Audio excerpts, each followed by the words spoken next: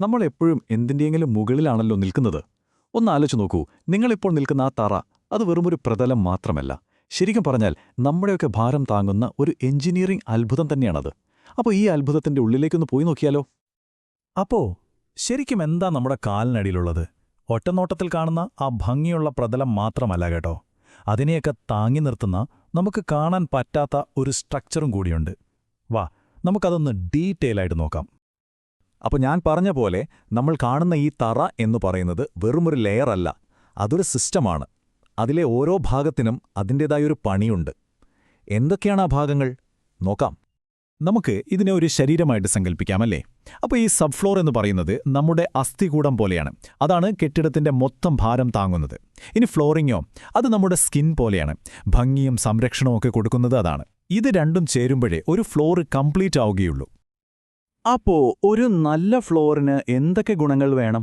വെറുതെ കാണാൻ ഒരു ഭംഗി മാത്രം പോരല്ലോ. എഞ്ചിനീയർമാർ ഒരുപാട് കാര്യങ്ങൾ നോക്കും.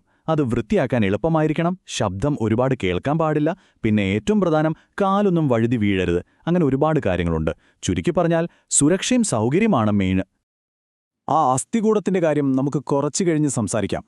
ആദ്യം നമ്മുടെ കണ്ണിന് സന്തോഷം തരുന്ന ആ സ്കിന്നുണ്ടല്ലോ, അതായത് നമ്മൾ എന്നും ചവിട്ടി നടക്കുന്ന ഈ ഫ്ലോറിംഗ് മെറ്റീരിയലുകൾ, നമുക്കവയൊന്ന് പരിചയപ്പെടാം.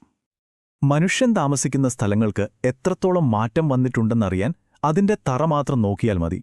ദേ, ഈ കാണുന്നതുപോലെ ഒരിടത്ത് പ്രകൃതിയുമായി ചേർന്ന് നിൽക്കുന്ന തനി നാടൻ മൺതറ, മറ്റൊരിടത്ത് ഇന്നത്തെ കാലത്ത് എല്ലായിടത്തും കാണുന്ന ടൈലുകൾ.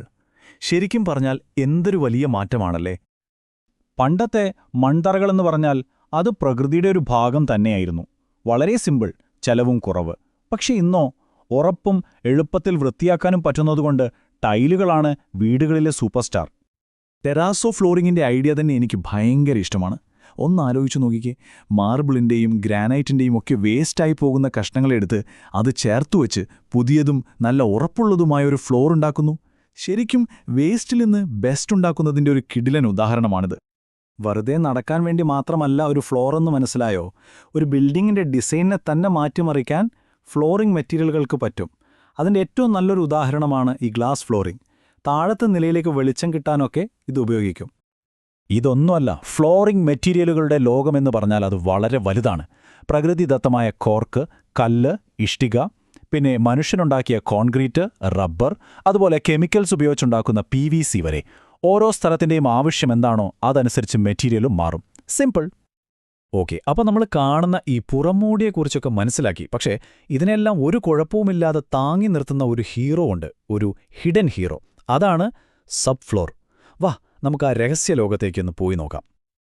ഈ സബ്ഫ്ലോർ സ്ട്രക്ചറുകൾ പ്രധാനമായും 2 ടൈപ്പുണ്ട്. ഒന്ന്, തടി ഉപയോഗിച്ചുള്ള ടിമ്പർ സിസ്റ്റം. 2, തടിയും കോൺക്രീറ്റും സ്റ്റീലുമൊക്കെ പോലെ ഒന്നിൽ കൂടുതൽ മെറ്റീരിയൽസ് ഉപയോഗിക്കുന്ന കോമ്പോസിറ്റ് സിസ്റ്റം. ഇവ തമ്മിൽ എന്താണ് വ്യത്യാസമെന്ന് നമുക്ക് നോക്കാം. ഇപ്പോൾ തടി കൊണ്ടുള്ള ഫ്ലോറുകളുടെ കാര്യമെടുത്താൽ താങ്ങേണ്ട ദൂരം, അതായത് സ്പാൻ എന്ന് പറയും, ആ ദൂരം കൂടുന്നതനുസരിച്ച് അതിൻ്റെ സ്ട്രക്ചറും കോംപ്ലിക്കേറ്റഡ് ആവും. ഒരു ചെറിയ മുറിയാണെങ്കിൽ സിമ്പിൾ ബീമുകൾ മതി. പക്ഷെ ഒരു വലിയ ഹോളാണെങ്കിലോ അതിന് കൂടുതൽ ബലമുള്ള, കുറച്ചുകൂടി സങ്കീർണമായൊരു സിസ്റ്റം തന്നെ വേണ്ടിവരും. ഒന്നാലോചിച്ച് നോക്കിയേ, 7.5 മീറ്ററിൽ കൂടുതൽ, അതായത് ഒരു വലിയ ബസ്സിനേക്കാൾ നീളമുള്ള ഹാളുകൾ വരെ തടി മാത്രം ഉപയോഗിച്ച് താങ്ങി നിർത്താൻ പറ്റും. ശരിക്കും കൃത്യമായ എഞ്ചിനീയറിംഗ് ഡിസൈൻ ഉണ്ടെങ്കിൽ എന്തൊക്കെ ചെയ്യാൻ പറ്റുമെന്നതിൻ്റെ ഒരു സൂപ്പർ എക്സാമ്പിളാണിത്. അപ്പോൾ തടി മാത്രമല്ല, വേറെയും പല മെറ്റീരിയൽസ് ഒരുമിച്ച് ചേർത്ത് നല്ല സ്ട്രോങ് ആയ ഫ്ലോറുകൾ ഉണ്ടാക്കാൻ പറ്റും. അതിനെയാണ് നമ്മൾ കോമ്പോസിറ്റ് ഫ്ലോറുകളെന്ന് പറയുന്നത്. അതിലെ ഒരു ടൈപ്പാണ് ഈ കാണുന്ന ജാക്ക് ആർച്ച് ഫ്ലോർ. ഇതെങ്ങനെയാണ് വർക്ക് ചെയ്യുന്നതെന്നല്ലേ? വളരെ ഇൻട്രസ്റ്റിംഗ് ആണ്. ഇവിടെ ലോഡ് താങ്ങുന്നത് നേരെ താഴോട്ടുള്ള ബീമുകളല്ല, മറിച്ച് ഈ വളഞ്ഞിരിക്കുന്ന ആർച്ചുകളാണ്. ഈ ആർച്ചുകൾ വിടർന്നു പോകാതിരിക്കാൻ സ്റ്റീൽ ബീമുകളും ടൈറോഡുകളും ഉപയോഗിച്ച് അതിനെ ഉറപ്പിച്ചു നിർത്തും. ഏറ്റവും മുകളിൽ ഒരു കോൺക്രീറ്റ് ലെയറും വരും. കോമ്പോസിറ്റ് ഫ്ലോറുകളിൽ തന്നെയുള്ള വേറൊരു അടിപൊളി ഡിസൈനാണ് ഹോളോ ആൻഡ് റിബ് ഫ്ലോർ. ഇതിന്റെ ട്രിക്ക് എന്താണെന്ന് വെച്ചാൽ, ഈ പൊള്ളയായ കോൺക്രീറ്റ് ബ്ലോക്കുകളാണ്. ഇത് വെറുതെ ഭാരം കുറയ്ക്കുക മാത്രമല്ല ചെയ്യുന്നത്, വേറെയും ഗുണങ്ങളുണ്ട്. ഈ ഡിസൈനിന്റെ ഏറ്റവും വലിയൊരു ഭംഗി എന്താണെന്ന് വെച്ചാൽ, ഭാരം കുറച്ചുകൊണ്ട് എങ്ങനെ കൂടുതൽ കാര്യക്ഷമതയുണ്ടാക്കാമെന്നത് കാണിച്ചു തരുന്നു. ഉള്ളിൽ ആ പൊള്ളയായ ഭാഗങ്ങളില്ലേ, അത് ശബ്ദവും ചൂടും ഒക്കെ തടയാൻ സഹായിക്കും. അതേസമയം അതിനിടയിലുള്ള റിബുകളിലെ സ്റ്റീൽ കമ്പികൾ വെച്ച് ആവശ്യത്തിനുള്ള ബലവും ഉറപ്പാക്കും. ശരിക്കൊരു സ്മാർട്ട് ഡിസൈൻ. അപ്പോൾ നമുക്ക് കാണാൻ പറ്റാത്ത ആ സ്ട്രക്ചറിനെക്കുറിച്ചും കാണാൻ പറ്റുന്ന ആ സർഫസിനെക്കുറിച്ചും നമ്മൾ സംസാരിച്ചു. ഇനി ഇത് രണ്ടും കൂടിച്ചേർന്ന് എങ്ങനെയാണ് നമ്മൾ ജീവിക്കുന്ന, നമ്മൾ ഉപയോഗിക്കുന്ന ഓരോ സ്പേസും ഉണ്ടാക്കുന്നത് എന്ന് നോക്കാം. ഇതാണ് ഇതിലെ ഏറ്റവും പ്രധാനപ്പെട്ട പോയിന്റ്.